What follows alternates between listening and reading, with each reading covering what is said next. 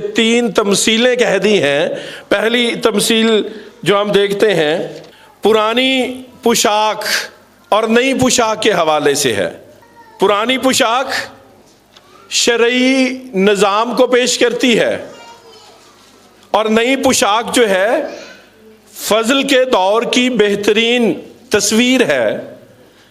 یہ دونوں ایک دوسرے کے متضاد ہیں۔ متضاد کا مطلب بھلا کیا ہے؟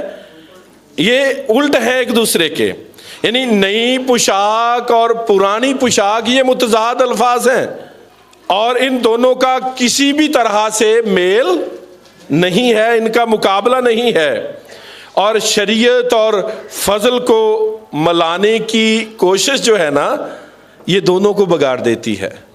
اور آج جانیے گا، آج جب ہم دور حاضرہ میں اپنی زندگی کا جائزہ لیتے ہیں تو ہمیں اپنی زندگی میں خدا کے فضل کو دیکھتے ہیں، اور اگر ہم موازنہ کریں شرعی رسموں کا تو ہمیں بہت سی ایسی شرعی رسمیں اپنی زندگی میں ملیں گی جن کا فضل میں کوئی تصور ہی نہیں ہے۔ آج جانیے گا نئی پوشاک اور پرانی پوشاک کا، خدا کے فضل کا اور شریعت کا کوئی میل نہیں ہے، شکل و شباہت کے اعتبار سے بھی کوئی ان کا جوڑ نہیں ہے۔ اور پھر ایک خدا کا خادم، خدا کے کلام کی تفسیر کرنے والا J.N.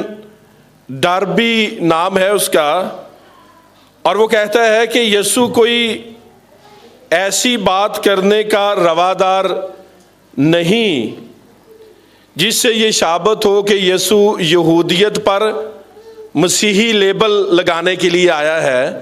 یعنی یسوع اس لیے آیا ہے کہ یہودیت جو ہے نا، یا یہودی شریعت جو ہے، اس کے اوپر اپنا بورڈ لگا دے، اس کے اوپر اپنا بینر لگا دے، اس کے اوپر اپنی فلیکس لگا دے کہ اب یہ یہودیت جو ہے یہ مسیحیت ہو گئی ہے۔ ایسا نہیں ہے۔ وہ کہتا ہے کہ فضل اور شریعت کے بارے میں کہ جسم اور شریعت جو ہے وہ تو اکٹھے ہو سکتے ہیں، جسم اور شریعت تو اکٹھے ہو سکتے ہیں، لیکن فضل اور شریعت اور خدا کی راست بازی اور ہم انسانوں کی راست بازی یہ کبھی بھی اکٹھی نہیں ہو سکتی، ان میں کبھی بھی میل نہیں ہے۔ یعنی جسم اور شریعت تو اکٹھے ہو سکتے ہیں، لیکن فضل اور شریعت جو ہے اور خدا کی راست بازی اور انسان کی راست بازی جو ہے ان کا اکٹھے ہونا ممکن نہیں ہے۔ آج دوسری تمثیل جو ہم پڑھتے ہیں، پرانی پوشاک پرانے عہد کو، پرانی شریعت کو پیش کرتی ہے۔ پرانی شریعت کیا ہے؟ پرانی رسمیں ہیں۔ جو سوال کیا ہے اسے ذہن میں رکھیں گے کہ تیرے شاگرد شریعتی رسم کے مطابق کیوں بھوکا نہیں رہتے، ماتم کیوں نہیں کرتے، غم کیوں کرتے ہیں؟ تو یسوع کا حوالہ، یسوع کے آنے کا مقصد ہم نے جانا کہ یسوع کے آنے کا مقصد کیا تھا کہ وہ غم زدوں کو تسلی دے، وہ راکھ کے بدلے صحرا، غم کے بدلے خوشی دے، ماتم کرانے نہیں بلکہ خوشی دینے کے لیے وہ اس دھرتی پر آیا ہے۔ اور دوسری تمثیل کیا ہے؟ دوسری تمثیل میں دو چیزیں ہیں، نئی میں ہے اور پرانی مشقیں ہیں۔ پرانی مشقیں پرانے عہد کو پیش کرتی ہیں، شریعت کو پیش کرتی ہیں، ان رسموں کو پیش کرتی ہیں جن پر چل کر انسان نجات حاصل نہیں کر سکا۔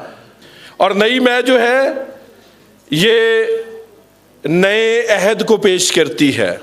اب نئی میں کو پرانی مشقوں میں بھرنا یہ بہت بڑی حماقت ہے۔ غور کیجئے گا، آپ کی توجہ چاہیے۔ نئی میں کو پرانی مشقوں میں بھرنا یہ بہت بڑی حماقت ہے۔ اب جو نئی میں ہے اس میں گیس پیدا ہوتی ہے اور مشقوں پر دباؤ جو ہے وہ بڑھتا ہے، خمیر اٹھتا ہے، اور پرانی مشقیں جو ہیں ان میں لچک نہیں ہوتی، چمڑا سخت ہو جاتا ہے، جیسے ہم 12 دفعہ سخت ہو جاتے ہیں۔ پرانی مشقیں اس دباؤ کو سہ نہیں پاتی اور پھٹ جاتی ہیں۔ مشک پھٹ گئی اور جو مے ہے وہ بہہ جاتی ہے۔ یوں مشک بھی خراب ہو گئی ہے اور مشک کے اندر جو نئی مے ہے وہ بھی بہہ جاتی ہے۔ اب سادہ لفظوں میں غور کیجئے گا کہ پرانی مشکوں میں اتنی لچک نہیں ہوتی جتنی گیس نئی مے میں ہوتی ہے۔ اور سادہ انداز سے دیکھیے گا کہ پرانے عہد میں شریعت کے رسم و رواج، شریعت کی رسمیں اس قابل نہیں ہے کہ فضل کی خوشی کو اپنے اندر سما سکیں، وہ اس قابل نہیں ہے۔ اور پھر غیر روایتی طریقے میں کا انداز ہمیں یہاں پہ دکھائی دیتا ہے۔ تیسری تمثیل کون سی ہے کہ جب کوئی پرانی مے پی لیتا ہے تو وہ نئی کا طلبگار ہوتا ہے یا نہیں ہوتا؟ غور کیجئے گا۔ تیسری تمثیل ہے یہ، جب کوئی پرانی مے پی لیتا ہے تو وہ نئی کی آرزو کرتا ہے۔ چند لمحے اس بات کو سوچئے گا، جب کوئی پرانی مے پی لیتا ہے تو وہ نئی کی آرزو نہیں کرتا۔ یہ انسانی وہ صورتحال ہے کہ جو سیکھ چکے ہیں خواہ وہ غلط ہے۔ ہمیں یہ 12 باتیں پتہ چل جاتی ہے کہ کلام مقدس کی یہ باتیں ٹھیک ہیں، لیکن ہم نے اپنے باپ دادا سے یہ سیکھی ہیں، مان لیتے ہیں لیکن اپنانا نہیں چاہتے۔ اور وہ شریعت یا نئی مے جو ہے اس پہ غور کیجئے گا، نئی شریعت پہ غور کیجئے گا، خدا کے فضل پہ غور کیجئے گا۔ پرانا دور کیا ہے جس میں یہ سکھایا گیا ہے کہ میں راست باز ہو سکتا ہوں۔ یہ بڑا خطرناک جملہ ہے۔ یہ وہ جملہ ہے جو شریعت کا ہے۔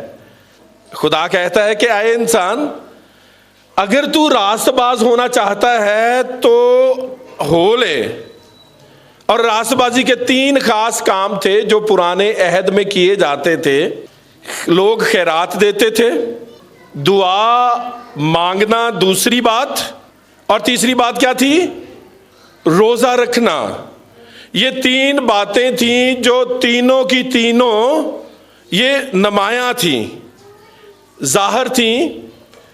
اور اگر کوئی خیرات دیتا ہے تو وہ کیسے دیتا ہے؟ اپنا ہدیہ، اپنی دائیں کی اکٹھی کر کے ڈھول بجاتے ہیں یا دکھا کے دیتے ہیں تاکہ لوگ مجھے جانیں کہ میں بہت بڑا سخی ہوں۔